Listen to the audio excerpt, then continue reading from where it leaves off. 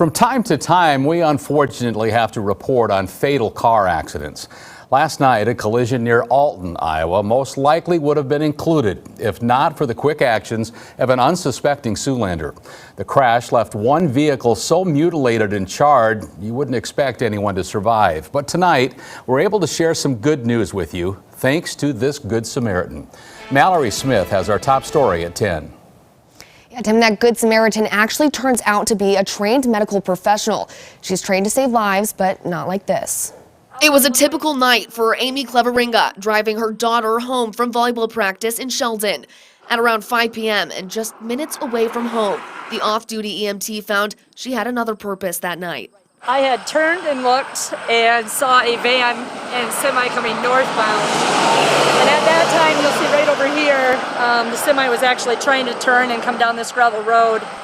And unfortunately, the van did not see him slowing down and she ran right into the back of him. Michael Nelson of Crescent, Iowa was driving that semi pulling a cattle trailer. Kayleen Stallman of Denison hit the trailer from behind, causing her minivan to burst into flames with her trapped inside. But that would not be the end of this story. I instantly felt for her pulse. She had a pulse. Unfortunately, she was not responding. And at that time, I had looked at the semi driver and said, the only chance of survival for her is if we remove her from this vehicle. Together, they pulled Stallman through the driver's side window. Amazingly enough, and by the grace of God, she became responsive as we were pulling her from the car. How this happened, this call will stick with me longer than most calls do. And I already know that this call has been probably one of the hardest calls I've actually been on.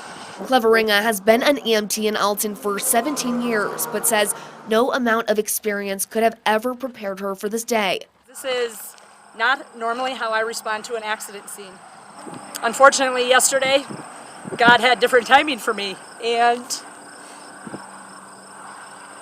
He obviously needed me there quicker than what my response time would have been coming in the ambulance. The two women managed to exchange brief words before Stallman was rushed from the scene by ambulance. Cleveringa says they will reunite, but under much less stressful conditions. I hope our paths cross again and we're able to follow up on this. Stallman was taken to Orange City Area Health and later flown to Mercy One Hospital in Sioux City for further treatment. Her condition is not known, but tonight we too wish her a quick recovery. Mallory Smith, KCAU 9 News.